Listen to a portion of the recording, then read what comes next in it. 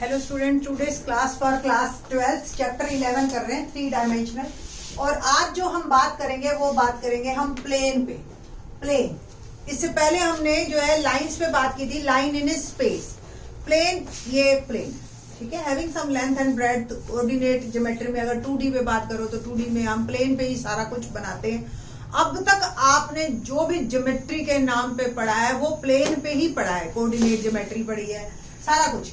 तो आज हम इसी पूरे प्लेन की इक्वेशन निकालना सिखाएंगे। ये एक प्लेन है, ये एक प्लेन है, ये एक प्लेन है और ये सारे अलग अलग प्लेन हैं।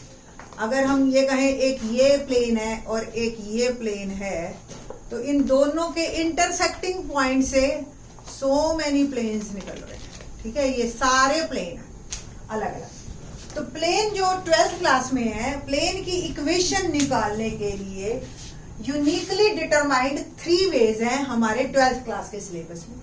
The first one is the normal to the plane and its distance from the origin is given. यानी कि ये भी एक प्लेन है, इसके ऊपर एक नॉर्मल, ये नॉर्मल, ये नॉर्मल, कुछ भी नॉर्मल अगर उसका दे रखा है, यानी कि perpendicular line.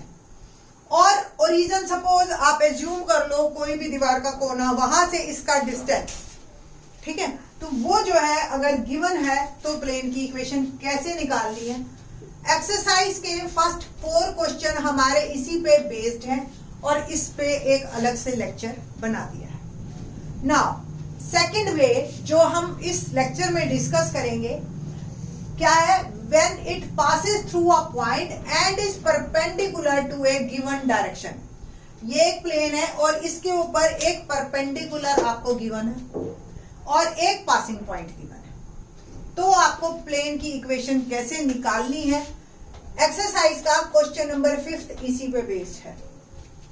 The third one is कि जब आपको एक प्लेन के ऊपर 2 लाइंस या 3 नॉन कोलिनियर पॉइंट, क्योंकि अगर कोलिनियर पॉइंट दे दिए तो इट मींस एक ही लाइन होगी ना, ठीक है। तो 3 नॉन कोलिनियर पॉइंट्स अगर आपको दे रखे हैं, ठीक है, लाइक दैट, तो आप प्लेन की इक्वेशन आप निकाल सकते हैं। एक्सरसाइज का क्वेश्चन नंबर 6 इस पे बेस्ड है। बहुत सारे कंसेप्ट हैं हमारी इस एक्सरसाइज 11.3 में और बहुत सारे और भी चीजें हम सीखेंगे, बट अभी इन दिस लेक्चर हम क्वेश्चन 5 और 6 से रिलेटेड क्वेश्चन करेंगे और इन 2 कंसेप्ट को लेंगे। तो सबसे पहले ये जो सेकंड मेथड है उस पे बात करते हैं। When passing point is given and normal to a given direction या परपेंडिकुलर एक इक्वेशन, नॉर्मल उसी को ही हम परपेंडिकुलर लाइन को, टेंजेंट के परपेंडिकुलर लाइन जो होती है वो नॉर्मल कहलाती है ना। तो ये जो है normal perpendicular to a given direction, ये गिवन है। 2 फॉर्म है हमारे सिलेबस में, जैसे हमने लाइन में किया था, वेक्टर और कार्टेशियन। कार्टेशियन आपको देखने की आदत है, यानी कि XYZ में, वेक्टर IJK में जो आप डायरेक्शन के साथ है। तो सबसे पहले बात करते हैं, when passing point is given, assume कर लो X1I, Y1J और Z1K आपको दे रखा है।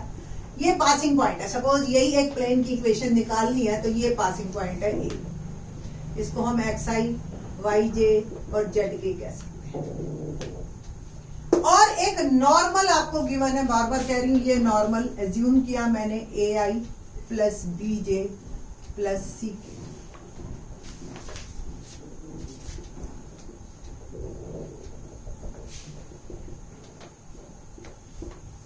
So equation of a plane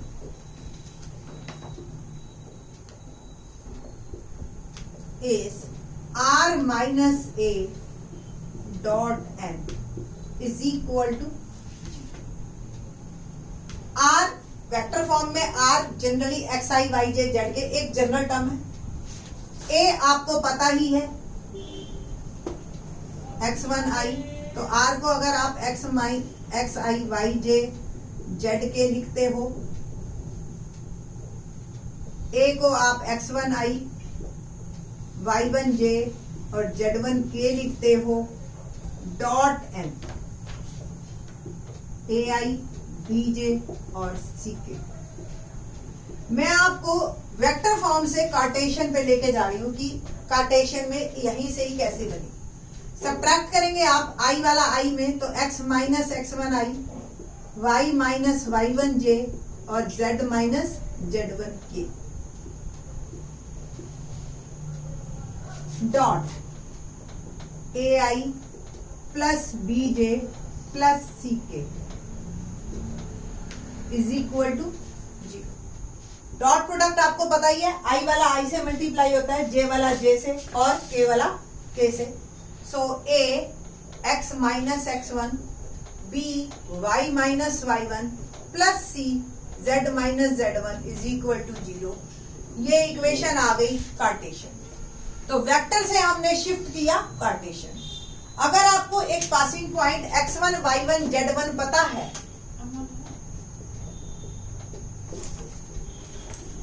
और एक क्वेश्चन नंबर 5 देखते हैं। क्या है question number 5? A part, find the vector and Cartesian if the equation of the plane passes through the point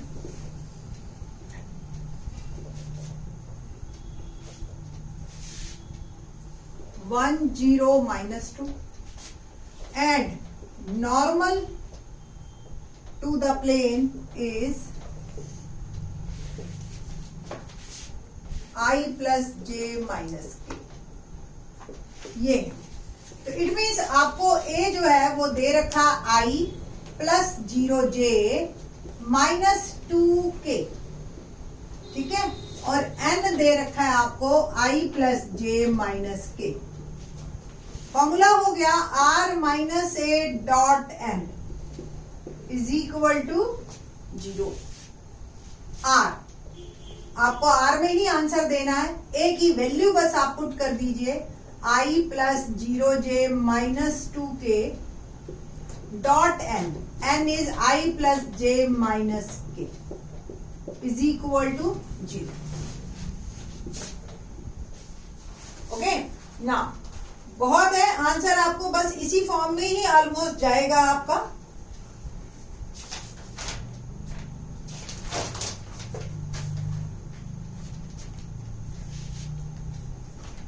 बहुत ज्यादा नहीं, इसी में ही दे रखा है, तो कोई बस इससे ज्यादा कुछ लिखना ही नहीं आपको। कार्टेशियन फॉर्म देखिए, कार्टेशियन फॉर्म में फॉर्मूला जो मैंने आपको अभी बताया था, a x minus x1 b y minus y1 plus c z minus z1 is equal to 0। तो x1 y1 z1 क्या है आपके, वो है 1 0 minus 2 and A B C क्या है, a is 1 B is 1 and C is minus 1। बस put कीजिए सबकी values, A1 x minus x1 B1 y minus 0 plus C that is minus 1 और Z plus 2 is equal to 0। x minus 1 plus y minus Z minus 2 is equal to 0।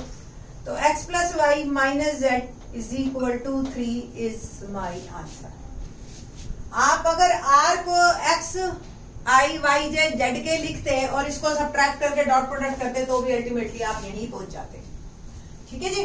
तो इसमें और इसमें कोई फर्क नहीं है, बट आपको प्रॉपर फॉर्म से ही काम करना है in this question. The next question, next part, in fact the part is B. क्या है बी पार्ट में,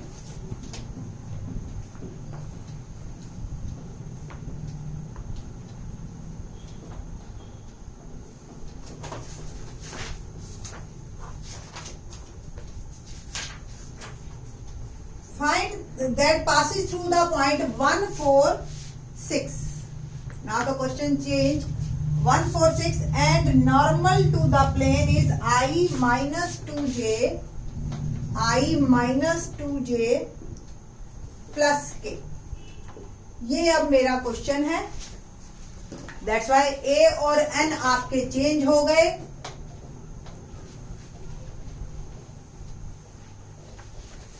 Now what is it? I plus 4j plus 6k and n is I minus 2j plus k।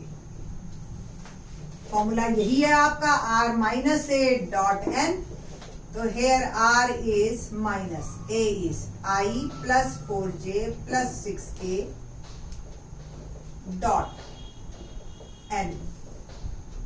N is I minus 2j plus k is equal to 0.